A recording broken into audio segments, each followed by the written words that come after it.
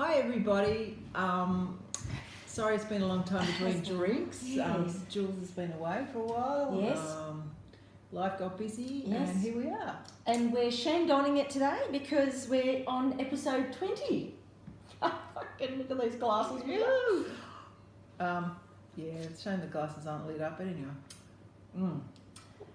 Happy anniversary to our 20th show. Thanks for watching too, those of Now, you that Ris, stuck with us. what are you making? Well, today I'm going to teach you how to make two really quick, beautiful vegan cheeses that are really versatile. What are they? Okay, so the first one is almond feta, and it is the quickest, fastest way to make a beautiful almond feta that you can use sliced in recipes, instead of butter, in a salad, pretty much. That's what we just had for lunch, Yeah, isn't it? Now, yeah. I'm going to interrupt here because Rizzy made me on, and it's got to be nice bread, like don't get this tip-top shit.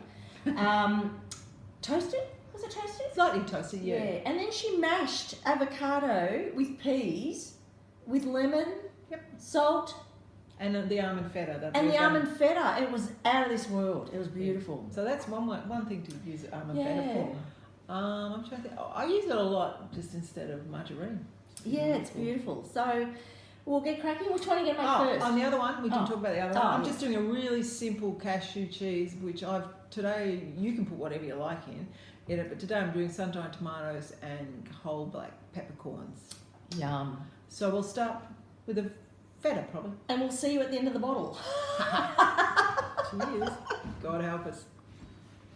Okay, this is so quick, so simple, so easy.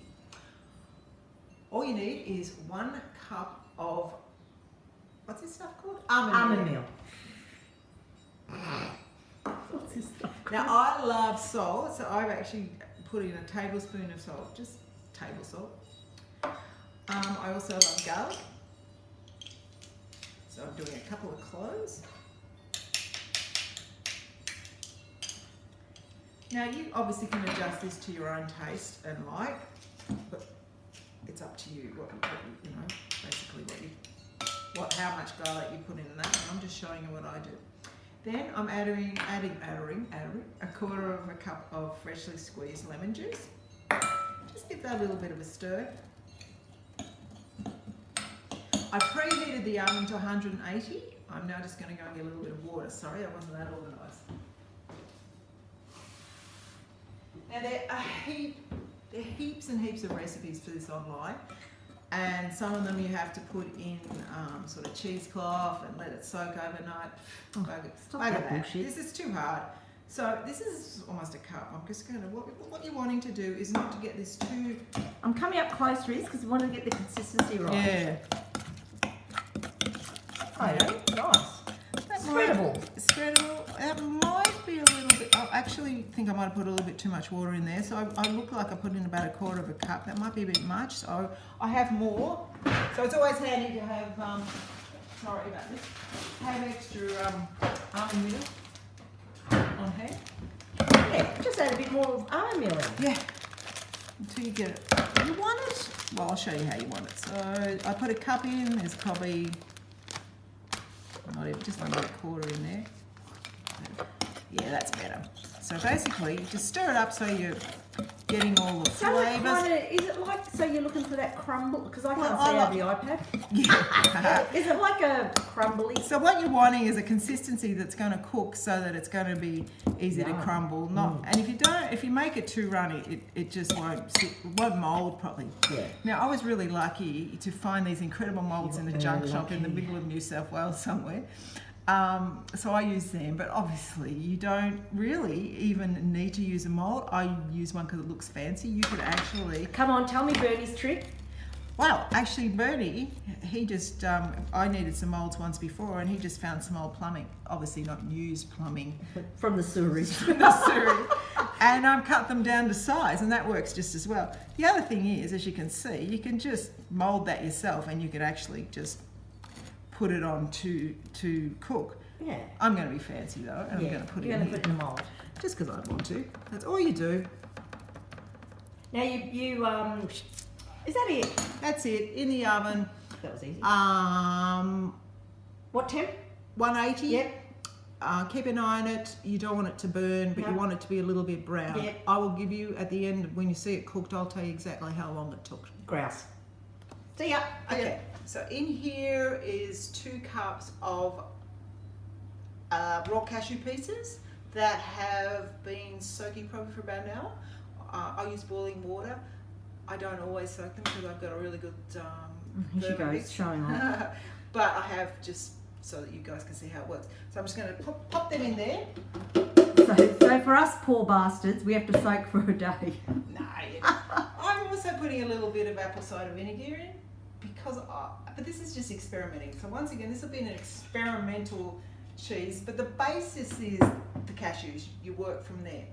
So I'm just going to blitz them up, which will be a bit noisy, very noisy in fact, and then we'll go from there. Okay, so I have pulverized these to as smooth as I can get, and if you come in and have a little look here, you can see what it looks like. A bit like peanut butter, I guess. Oh yeah. So what I want to do is make that consistency just a little bit more, let's get a little bit smoother. So what, I've got about half a cup of water here. I'm just going to... Don't overdo it. No, I won't overdo it this time. So I'm just going to pop, that wasn't even, maybe a quarter of a cup. Okay. I'm just going to pulverize again. Okay. We're back. Okay, All right. Here we have the pulverized cashews. So it's a bit like whipped cream. So I ended up putting a little bit more water in there, so roughly about half a cup, but you can, use your own discretion. Today I'm doing a whole peppercorn and sun-dried tomato cheese. I've decided to put a little bit of garlic in, so that's just 1 clove. I've got about a quarter of a cup of whole peppercorns. So we're just mixing it all in. And I've got about a quarter of a cup of sun-dried tomato strips. Just a question, Yes. because I've had this cheese before and it's beautiful. You could have like jalapenos or... Oh yeah, what you could do is use some Mexican salsa, or Mexican chili powder, or jalapenos.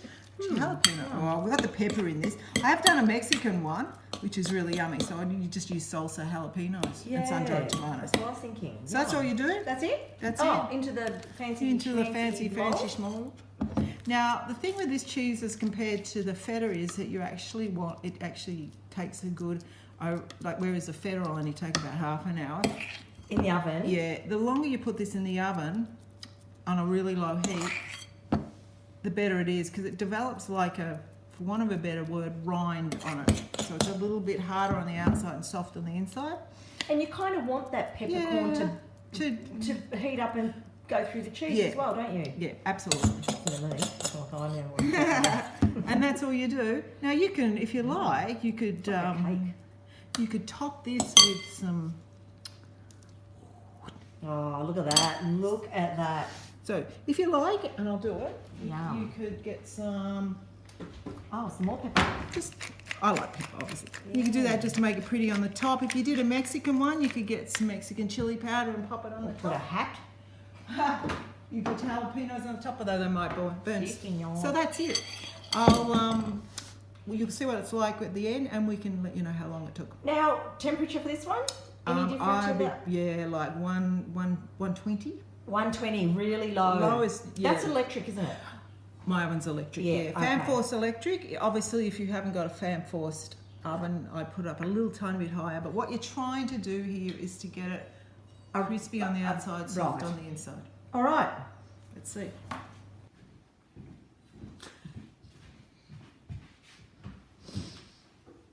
Rizzy has a confession. You know how I said I like salt?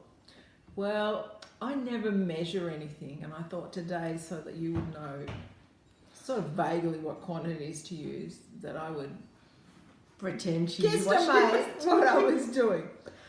Don't put a tablespoon of salt in the feta unless you want to be drinking a gazillion gallons of water. Because I just don't do that. It's actually not bad. It's really salty, but if you're going to sprinkle it over stuff that you don't add salt to, it's going to be fine. But if you want to spread it on something... She just went a bit bananas today with the fucking salt, with the peppercorns apparently. No, the peppercorns are all right. But this is lovely. You can see how it's got a crust on it. It's really yummy. It smells divine. So that was in, as you can see here, it's a little brown. You might want it not as brown. That was in for about 35 minutes if you don't want it as brown. Yeah, but it's nice. Go checking at about 25, 30. Yeah. This was in 120 for about an hour and a half. Yeah, an hour and a half, was it? At least an hour and a half. Right. Now, notice how I'm on this glass and Riz has got a new glass. You know why? Because she fucking... How can you break plastic? I can. Rizzy can. She just fucking flew it off the bench in her excitement. Well, cheers. Anyway, come next time. I'll do a show with no fuck ups. That'll be the day. Please let us know if you make it. Send us some pictures and that. You might add something else to these cheeses. It'll be really, it'll be really cool. Yeah. So any questions, just message us on the page. Yeah. And enjoy making cheese. It's a much kinder way to make cheese. Yes. No dairy. No dairy. Lose dairy. No dairy. Thank you.